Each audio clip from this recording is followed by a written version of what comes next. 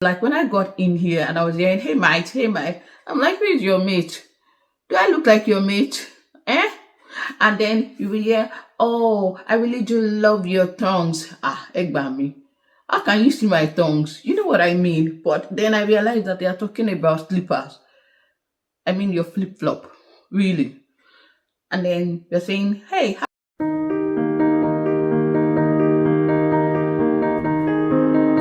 hey guys, welcome back to Blessings Insight. Welcome back to my channel. My name is Blessing. Thank you very much for having me back. I do love your engagement in the first video explaining my disappearance, and it's been so highly welcome. I just want to say a very big thank you to the new subscribers that we have. And if you're watching this channel and you haven't subscribed, please do not forget to click on the subscribe button today before you leave. And I hope that at the end of this video, you would be able to gain one or two things. So just as the topic has already said, the challenges the migrants do face in a new country, and I'll be discussing the top 5 based on personal experiences and other researches as well. So let's dive into it. First thing is the real meaning of home. No one ever told me that home would turn into this strange in-between concept. You know what I mean? Like you're in here, you're not there. You're home, you're not home. So I've been in the country for 9 years, and still somehow, sometimes, a lot of times, I still miss that feel of being home. And it makes me feel like, is this not home? You've been settled in here, but that culture, that value that you've grown up with, maybe the food, maybe the people, something about home makes you miss home, and that makes you not know which one is home. All right, but you find a way to blend in, because the reality is, even the last time when I traveled to Nigeria, after staying about a few weeks, I felt like going back home. That's Australia. So you begin to shuffle in between. Number 2 is culture shock. It's not just a phase. Can somebody say that again? Like, I don't think people lay so much emphasis on the culture shock aspect. It's gonna shock you to the bone. Like you are not expecting it. Do you understand? So learning the Aussie language, like when I got in here and I was hearing, hey mate, I'm like, where's your mate? Do I look like your mate? Eh? And then you will hear, oh, I really do love your tongues. Ah, Egbami. How can you see my tongues? You know what I mean? But then I realized that they are talking about slippers. I mean your flip flop. Really. And then you're saying, hey, Habo. Excuse me. As in avocado. I realized it was afternoon they were talking about. That's just the culture, the language shock of the culture shock, if you know what that means. There are other things that were surprisingly still a shock. We will have a total video dedicated to talk about cultural shock. However, it is not just a phase, it's something that you might continually experience on a daily basis. But then you will get used to it, you become more flexible, you will adapt to it. And I thought by now I would have understood all the language, but sometimes I still just play along, go. I still don't understand. Don't let me deceive you. But all the same, the culture shock isn't just a phase. You would continually learn, grow, and adapt. Number 3, making friends takes time. Coming into a new country, not knowing anyone, mingling, trying to meet other new people of other nationalities, other colors, other identity, other understanding, other values, and it's so hard trying to find who that friend is. You might meet someone today and you're wondering, oh, we really got along so well. We got talking. She's so friendly. Do I get a number now? Would I be invading too much? Or guy, half an hour, give me for guys, I think it's quite easy for them to make friends, but for ladies sometimes it can be quite reserved, in the sense that we don't know whether we are overstepping or we are trying to just be kind, or we really want to make friends. And now you make those friends, you're beginning to shuffle. Who is the acquaintance? Who is the real friend? Who is the colleague? Who is this person, like you begin to realize that it's like building a new bridge, essentially learning how to do things again when it comes to friendship in a new country. But then you would definitely find your clique. It could be in a church, it could be in a community organization, like maybe your tribal group and all of that. And you will find people that you will genuinely like, and they will genuinely like you as a true friend. You all know my friend. I do have a few of them, but enough come to have my own tribe of friends. Yeah, not just a friend, tribe of friends. So it could be quite challenging at first, but you will definitely get the hang of it, and you'll be able to build your own community as well. Challenge number 4 is the job market reality check. I want to travel because there are better opportunities abroad. I'll be able to find better life over there.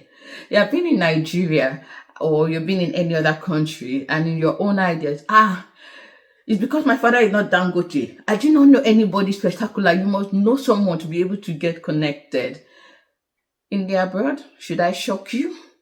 The reality remains that it's almost the same. You need to network sometimes to be able to find better ground. You heard that right. Sometimes you need to network to find a better ground. You need to be open, you need to be flexible, you need to start from where you are. You need to be willing to learn and unlearn. Because it's wanting to get the job finally, is wanting to stay in the job. You understand me? So what I'm trying to say is the job market reality check in here actually puts you in check, because it's not just about building the resume, it's not just about having the interview, it's about the work culture, it's about blending in the organizational culture. It's also about the fact that Australians will always put the indigenous or the citizens first before any other person. So if there are people that have applied for a job, indigenous are considered first, then the people that are Australian citizens are considered next before any other person who is probably just on a visa or for the sake of your color, sorry to say, would be considered for the job. But we all know, as a Christian, and in my own personal experience, I believe that favor would always speak for us in one way or the other. So do not let that be more of it. Do not let that sound like a threat. Let it feel more like an encouragement that it is highly possible to really find a job or your dream job, just like I did find mine. However, whatever comes in the beginning, do not let it discourage you. Keep striving, keep pushing, keep learning and unlearning in order to be able to get to the right job market or to the right job choice.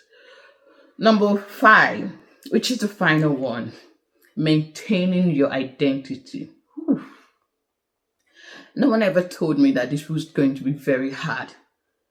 Sometimes you're Aussie because of your work environment. And when you get home, you remember that you're actually a Nigerian or an Indian or whatever. You get to work and it feels so much like you have to flow with what they have to do there. You come to learn a lot of things about how things are being done here, how sometimes the women are more empowered, which is a very good thing. That's all I'm for. And you start learning in the way like how do we do it in our culture, like the men trying to struggle on understanding why a woman is just generally going to embrace the change while they are still striving to not forget their identity and their roots, can be quite traumatizing and challenging. However, you take it a day at a time. Blend where you need to blend. Take the good, sift the shaft, and pick the wheat. That is what is most important. Do not let the things that do not align with your value, even though it might be culture here, if it doesn't align with your value, you do not have to pretend. You do not have to forcefully accept it. You have a choice to say, no, this does not stand well with me. I'm not a party to this. And you have a choice to say, this is not a bad idea. I love the fact that this really opens my eye to more understanding and I'm embracing that part and adding into it. Otherwise, stick with your identity, but it's not going to stay you for so long. Nonetheless, anything that reminds you of your own personal identity, that keeps you rooted or grounded, like joining your tribal community here in Australia, or joining a Facebook group that reminds you of home, or going for activities or cultural events that generally embodies your cultural values, going to churches that remind you, or religion centers that reminds you of what your identity is in your spiritual journey, to not forget to align yourself with those things, because they will generally still keep you rooted in your identity. As much as you mix and match, do not forget, if you want to stick with your real identity, don't get it confused. That's the major thing. You not getting your identity confused is much more critical than mixing the identity in the first place. So while you're mixing, do not overmix. All right. There you have it. Let me know what your thoughts are in the comment section below. Let me know what your own challenges are, your experiences. Do not forget to share this video with someone who you definitely think would need it, especially for someone who is still trying to juggle their own life in the new country or new state they have moved into. Share this to encourage someone. And for you that you're here already, knowing where you stand and you picked one or two things, please leave that also in the comment section below. I'd love to have a rubber chat with you. And do not forget to subscribe, guys. Subscribe to this channel and let us take this ministry to the next level. All right, guys, I'll see you in my next video. But until then, stay blessed. Bye.